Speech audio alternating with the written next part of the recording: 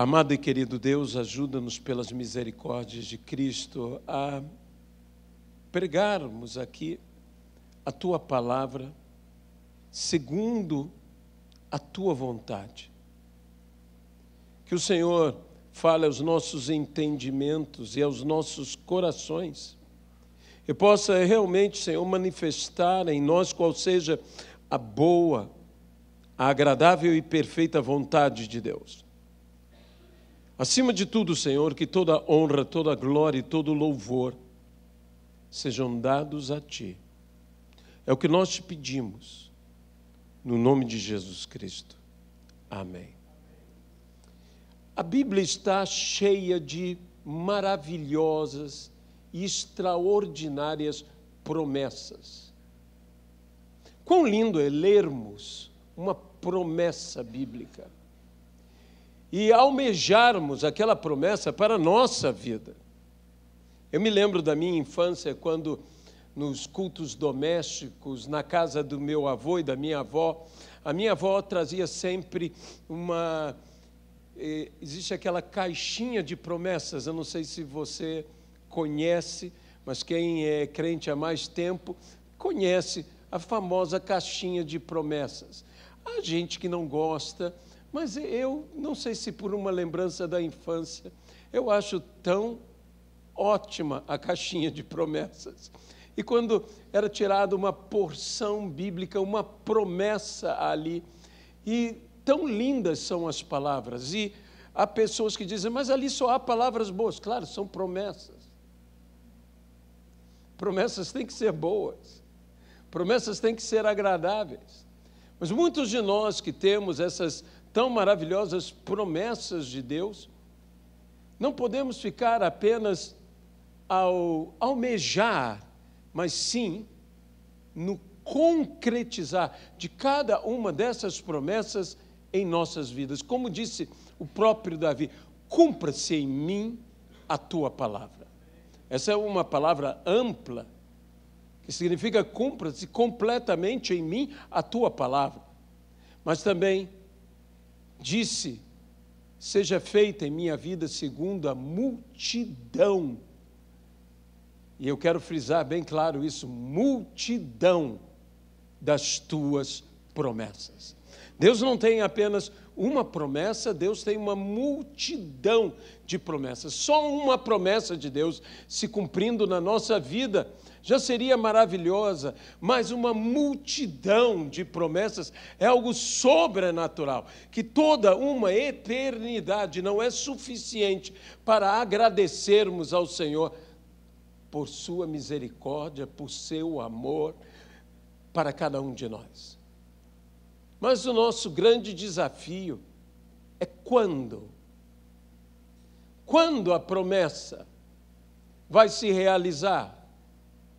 Nós não temos apenas o desafio de crer que a promessa vai se realizar, mas temos o desafio de esperar a promessa, porque há um tempo para que a promessa se realize. Quantas promessas nós vemos nas Sagradas Escrituras que o tempo não foi o tempo, talvez almejado, desejado por aquele que recebeu a promessa. O próprio Abraão, a própria Sara, de receberem a promessa e o cumprimento da promessa de Sara ter um filho, foram 25 anos de espera. 25 anos de espera é muito tempo. É muito tempo. Ainda mais uma promessa como aquela, que cada ano que se passava, se tornava mais impossível a realização da promessa, pois Abraão envelhecia e Sara envelhecia. E quando receberam a promessa, já seria algo extraordinário que ambos tivessem, porque já não eram jovens quando receberam essa promessa. Talvez tivessem um sonho, mas ainda não tinham a promessa. Eu imagino que aqueles que se casam, normalmente, têm o sonho de serem felizes, sonho de construírem coisas juntos, sonho de terem filhos. Imagino Abraão e Sara como este casal que se amava muito, pelo menos é o que eu enxergo nas Sagradas Escrituras, e antes de receber a promessa, tinha um sonho. Por vezes, antes de você receber a promessa, você tem sonhos. E quão maravilhoso é quando Deus te promete o que você sonhou. Você não acha isso lindo? Isso é algo maravilhoso. Por isso, mais uma vez eu te digo, sonhe. Não desista de sonhar. Talvez Deus não tenha te prometido nada concernente a esse sonho, mas sonhe. Por quê?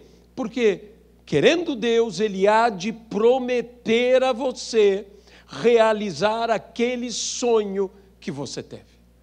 Então, eu vejo, assim, eu não posso afirmar, mas eu posso quase afirmar que Abraão e Sara possivelmente sonhavam ter um filho e não tinham. Porém, quando Deus chegou até Abraão e Sara e lhes prometeu dar um filho, dar descendência. E Abraão então foi esperando, e quando parecia, aos olhos de todos, que a promessa não se cumpriria, Deus entrou na casa, na tenda de Abraão e disse: daqui a 1 ano, eu voltarei e Sara terá nas mãos um filho. A promessa demorou tanto, mas ela se cumpriu. E quando a promessa demora, Deus não apenas te dá a promessa, Deus te dá algo mais com a promessa. Deus te dá a capacidade de usufruir da promessa. Ou seja, Deus não deu apenas um filho a Sara. Deus acrescentou anos de vida a Sara, para que ela pudesse usufruir da promessa que Deus havia lhe dado.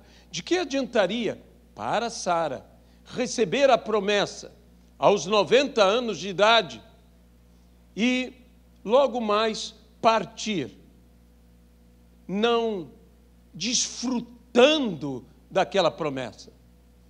Portanto, Deus acrescentou dias de vida, não apenas poucos dias, mas muitos anos de vida a Sara, para que esta pudesse desfrutar da promessa. Se há uma promessa que está tardando na sua vida, deixe-me dizer que eu creio que, como Sara, quando ela acontecer, Deus te dará tempo para que você desfrute da promessa que finalmente Ele te deu. Então nós sabemos que Deus não apenas nos dá a promessa, mas juntamente com a promessa nos dá algo, nos dá tempo. Nos dá tempo. A Bíblia nos fala sobre aquele texto tão maravilhoso de Joel: restituir-vos-ei.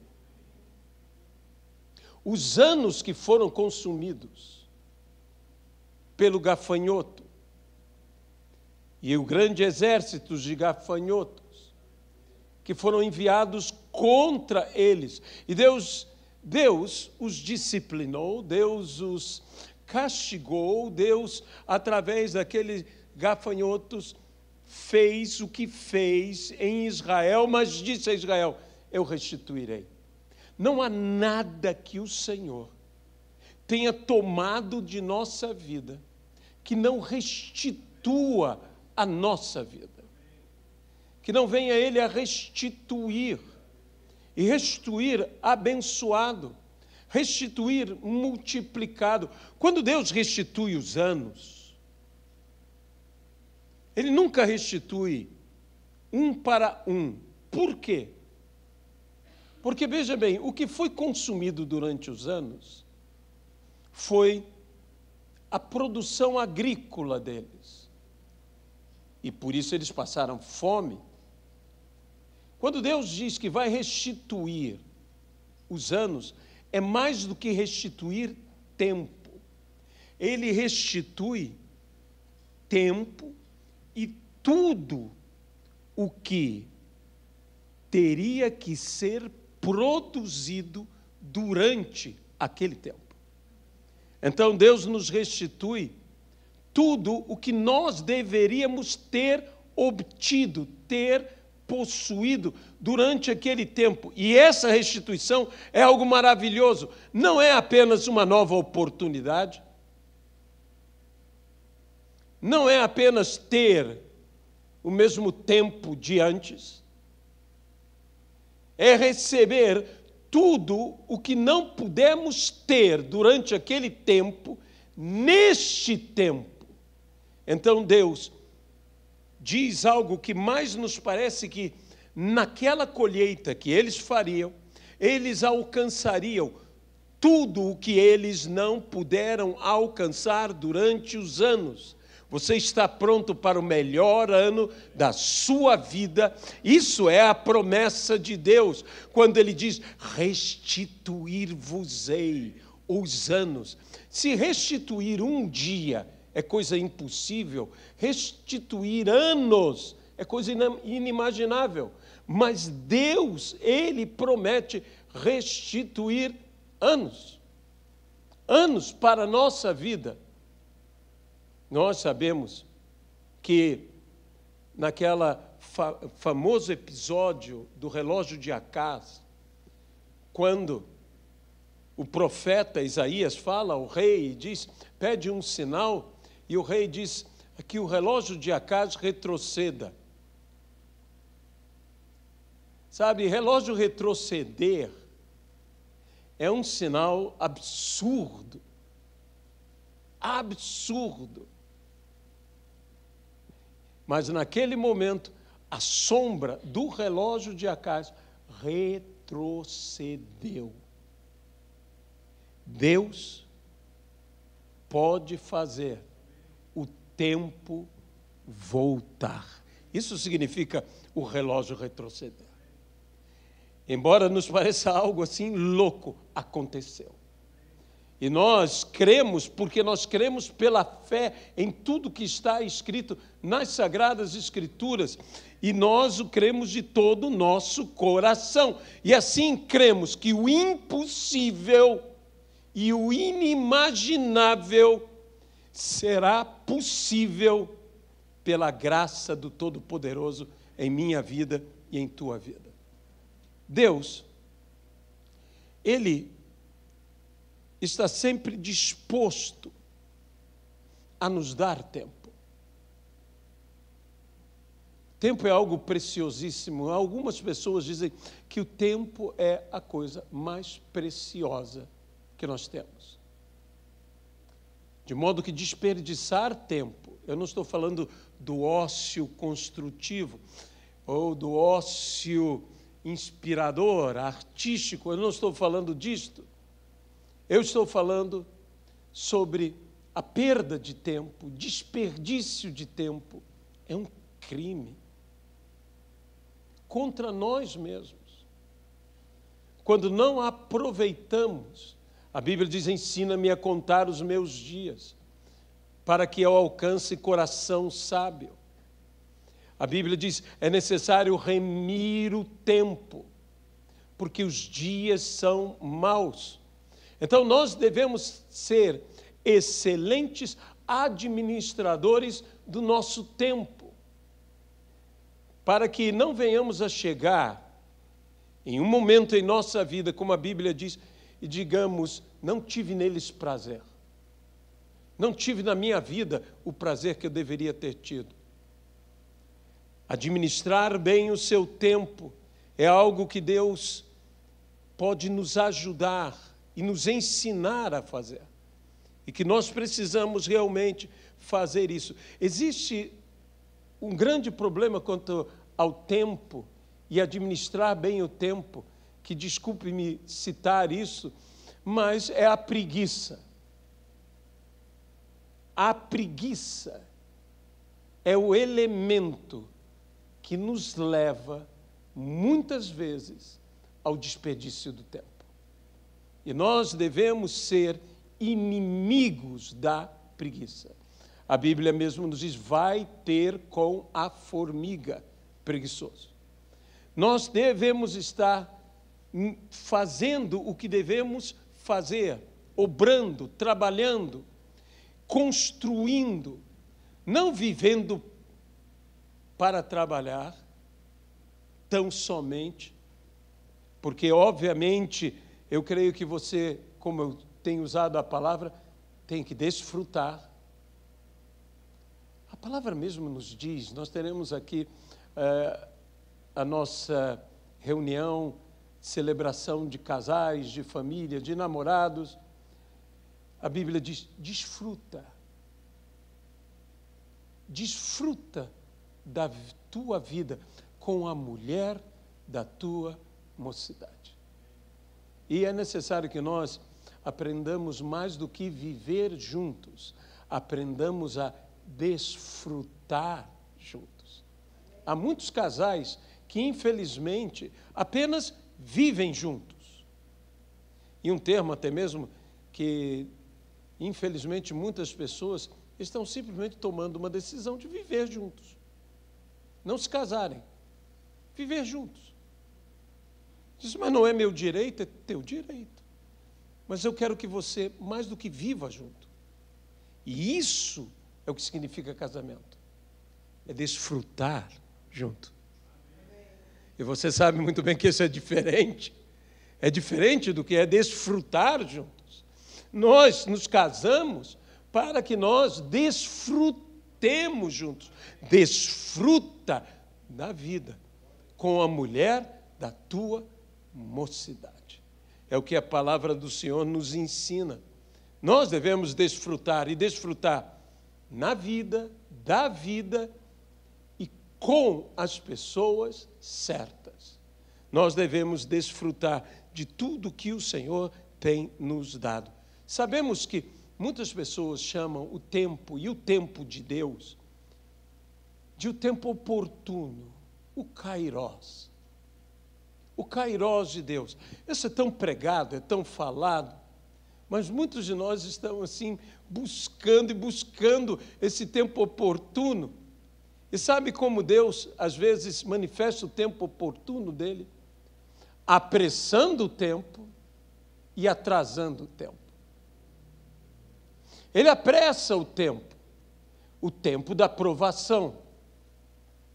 A própria palavra mesmo nos diz que se o Senhor não apressasse o tempo, nenhum poderia se salvar, ninguém poderia se salvar. De modo que, por amor, a provação, ela é encurtada, o tempo é encurtado. Mas também diz a palavra que Deus dá tempo. E uma das coisas que a Bíblia diz que Deus dá tempo é como se fala lá em Apocalipse, dê-lhe tempo para arrepender-se. Deus sempre, por seu amor e pela sua misericórdia, pode encurtar tempo para que não continuemos na provação que estávamos e pode dar-nos tempo para que nos arrependamos do que necessitamos nos arrepender. Tudo isso é amor e tudo isso é misericórdia da parte do Senhor. Nós temos que entender que o tempo oportuno de Deus, na realidade, é um momento de oportunidade para nós. E que nós devemos, a Bíblia diz, aproveitai as oportunidades. Se Deus traz um tempo oportuno, nós devemos entender que, embora não sejamos oportunistas, nós devemos saber aproveitar as oportunidades. Eu não estou querendo incentivar a você ser um oportunista. Um oportunista é aquele que aproveita de qualquer maneira o que está diante dele, a despeito de ética, a despeito de prejudicar a outros. Não, esse não é o nosso espírito. Nós aproveitamos as oportunidades. E as oportunidades do quê? Do tempo oportuno de Deus. Jesus mesmo disse, enquanto há tempo, enquanto é dia, façamos a obra que temos que fazer. Porque a noite vem em que não se pode mais trabalhar. Então, enquanto há tempo oportuno, façamos o que temos que fazer. Executemos o que temos que executar. Por isso, venha comigo, por favor, ao livro de Hebreus, no capítulo de número 6.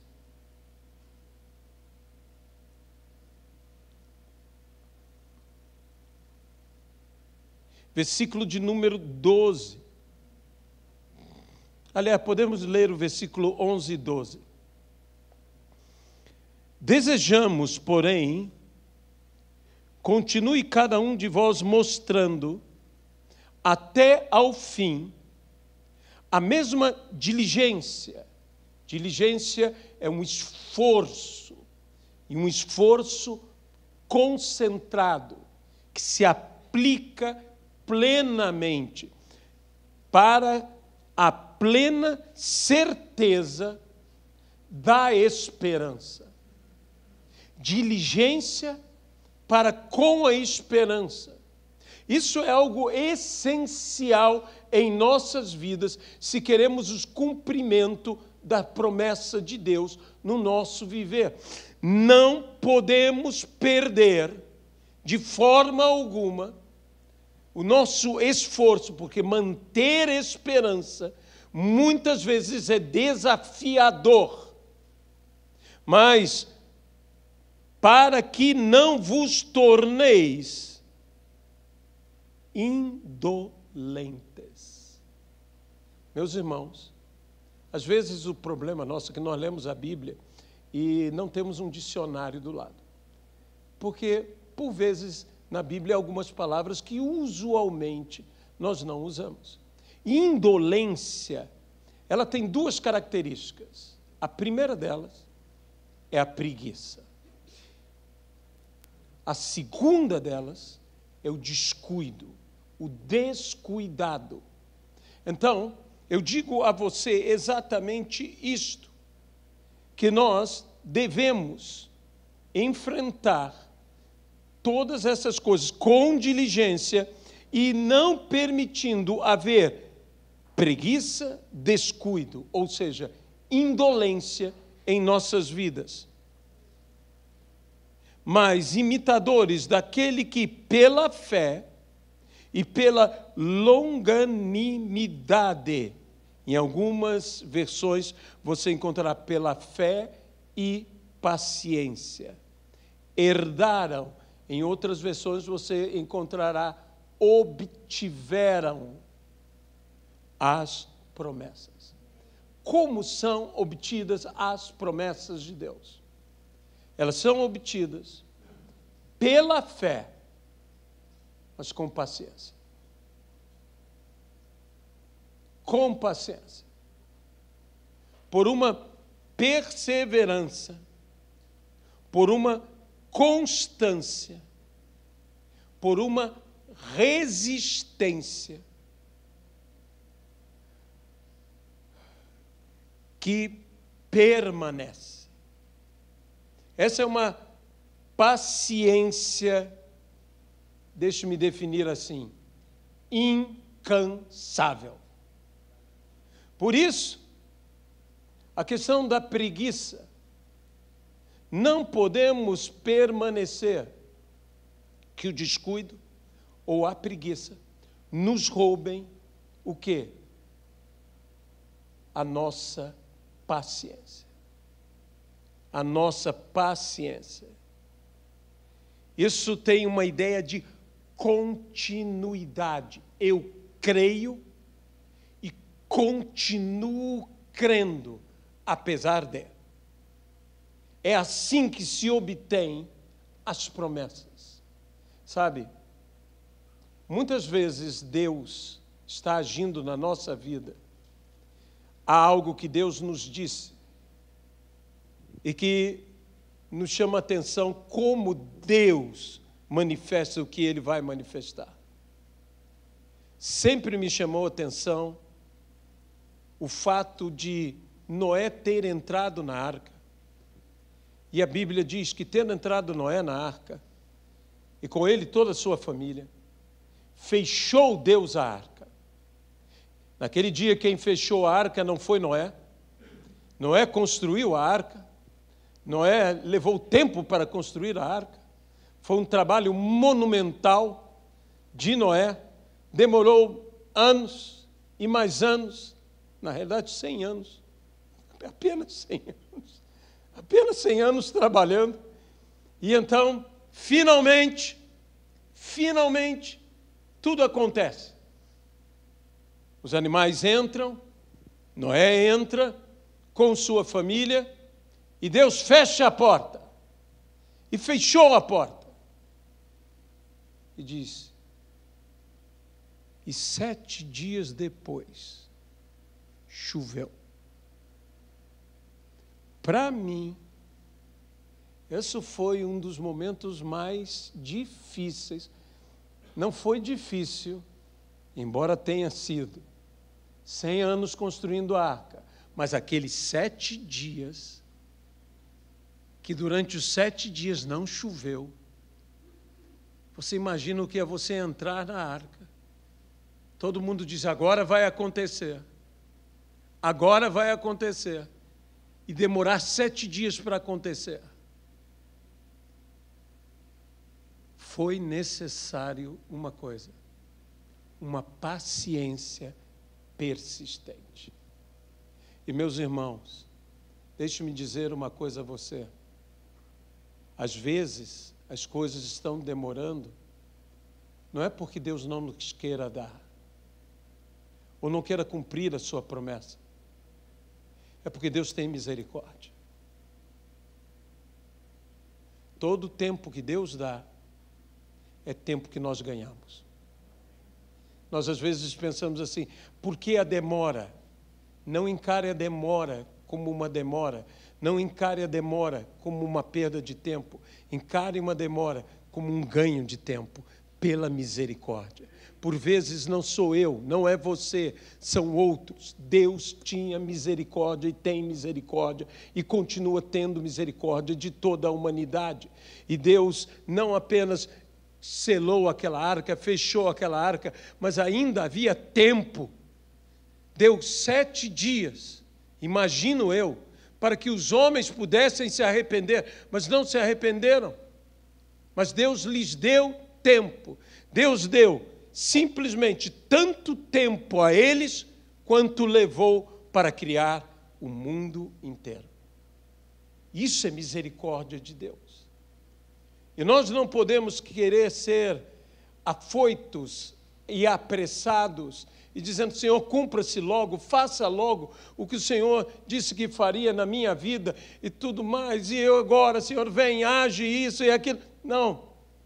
Deus tem misericórdia do teu pai, da tua mãe, dos teus filhos. Deus tem misericórdia de um monte de gente que está ao teu redor, que você não conhece, que você não conhece. Deus tem misericórdia e Ele irá te abençoar, mas no tempo certo. E nós precisamos ter essa persistência, essa constância, não perder a esperança, não enfraquecer na fé, nem diminuir na paciência. Paciência é uma característica de quem sabe esperar. Isso é paciência. Eu me lembro de quando eu, bem jovem, eu passei num processo de concurso para o Colégio Naval, entre os primeiros lugares, quando eu fiz. Mas por um problema que eu não sabia nem que tinha, descobri nos exames médicos, eu tinha e tenho, porque eu tenho, descromatopsia, que é daltonismo. Como eu enxergo as cores, o vermelho, o verde e assim por diante, nunca percebi que havia tido descromatopsia. Mas a minha descromatopsia era um daltonismo de tonalidades de cores. Sabe aqueles testes que se fazem com aqueles círculos cheios de cores, com os números ou letras ali escritos? Eu erro quase tudo aquilo. Quase tudo. Um ou outro eu consigo. E então, eu tive que não seguir aquela carreira que me estava ali oportunamente diante de mim. Fizeram de tudo para que eu seguisse, mas eu não pude seguir porque, de fato, tinha algo que me limitava, que no mar não ajuda, só atrapalha. Então, tudo bem. Mas, porque passei, eu estava inscrito na Marinha. Quando cheguei para completar 18 anos e que deveria, então, me apresentar ao serviço militar, eu estava inscrito na Marinha. E na Marinha seriam 2 anos de serviço militar, em vez dos, não me lembro quantos meses, mas não chega a 1 ano, do Exército. Então, tive que fazer a transferência. E fui ao lugar onde o general, que ali estava, dava a transferência da Marinha para o Exército, a fim de me apresentar no Exército, que se tivesse que servir, serviria menos tempo. O que aconteceu? Eu cheguei lá, me lembro até mesmo do bairro no Rio de Janeiro, Padre Miguel. Cheguei em Padre Miguel, me apresentando ali, e lá estávamos todos, e sabe como é que são essas coisas militares, né? Botam todo mundo em fila, botam um do lado do outro, tudo organizado, e num sol de rachar do Rio de Janeiro. E lá estava eu. E o general, coisas de general, olhou e disse: meu Deus, depois me contaram, como aquele sujeito é branco. Era eu. Como ele é branco e o sol forte. Então, ele disse: deixa ele ficar lá. Eu quero ver quanto tempo ele aguenta naquele sol. Coisas de general. Coisas de general. Passou-se 1 hora, 2 horas, 3 horas. Passou-se um tempo, eu estava lá desde de manhã. E eu fiquei em pé. Os que estavam comigo começaram a sair, até que eu fui o último de pé. E já era tarde. E o general disse: voltem todos amanhã. Coisas de general. E disse: menos o branco. Era eu. Disse: você vá até tal lugar. Era na Penha, um lugar que ele disse: vá até lá para fazer a sua transferência. Eu fui até lá, obedeci ao general, e eu não ia obedecer ao general. Fui até lá, fiz tudo o que ele mandou.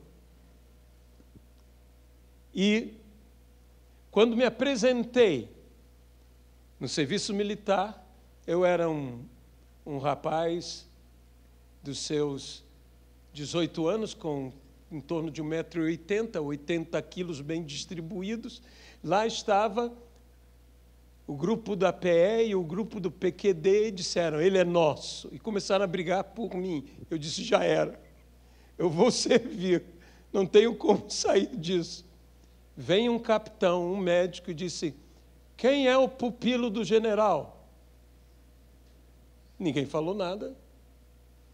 Ele disse que é alguém bem branco. Olharam para mim. Se você é o pupilo do general, eu disse, eu nem sabia que era pupilo do general. Ele disse, não, o general disse que você não precisa servir, que você já nasceu militar, porque ele nunca viu alguém aguentar tanto tempo assim. Na vida, por vezes, o que nós estamos encarando como uma provação é, de fato, uma oportunidade de bênção na nossa vida. E o que eu nunca podia imaginar é que um homem, na autoridade dele, intercederia por mim sem me conhecer. Mas se naquele dia eu não tivesse tido paciência. Uma paciência que persiste. Uma paciência insistente. Meus irmãos, paciência breve é apenas impaciência. Nós precisamos ter uma paciência que persista. Uma paciência insistente. Uma paciência que não desiste, que sustenta a fé e que a fé sustenta a paciência e que ambas apoiam a nossa esperança de maneira que a esperança não vai se desvanecer. Se nós tivermos isto, o cumprimento das promessas é certo em nossa vida. É o que nós precisamos viver no nome de Jesus Cristo. Amém? Amado e querido Deus, eu sei que há tantos desafios, mas eu te peço, ó Pai, que o Senhor nos dê, ó Deus, essa paciência que persiste. Essa paciência, Senhor, que é fruto ou uma das facetas do fruto do Espírito. Essa paciência, Senhor, que se prolonga, que não desiste, que não se cansa, uma paciência incansável, que o Senhor assim possa fazer, e isso nós só podemos ter pela ação do Teu Espírito em nossas vidas, quando frutificarmos do Teu Espírito.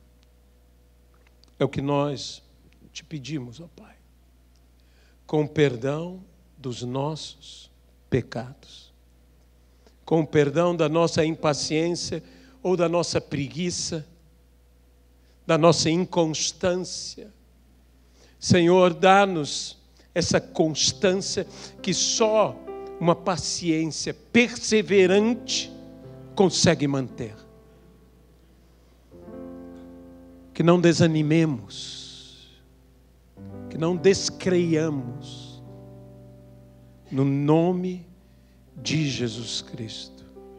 Amém e amém. Glória a Deus, no nome de Jesus. Nós vamos orar depois pela pastora